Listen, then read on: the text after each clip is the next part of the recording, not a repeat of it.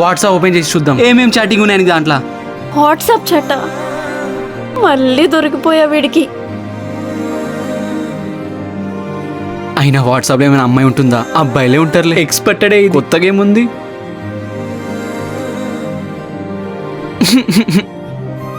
వాట్సాప్లో అయినా అమ్మాయిలు దాచుకోవచ్చు కదా. ఒక దాంట్లో కూడా అమ్మాయిలు లేరు, అందరు అబ్బాయిలే దాచిపెట్టినావు. Office friends, college friends, school friends అందరు ఉంటారు కదరా. ఆగాగు. ఏయ్, నువ్వు అసలు మనిషివేనా? రాత్రి 8 నుండి నైట్ 2 వరకు చాట్ చేస్తూనే ఉన్నావు అందరితోని. నీ లాస్ట్ సీన్ కనిపించకుండా ఎందుకు హైడ్ చేసినావు? ఏమో, అవన్నీ నాకు తెలీదు. తెలియనప్పుడు మరి సెట్టింగ్స్ ఎలా ఆన్ అయింది? ఏమో, మా బ్రో చేస్తుంటాడేమో.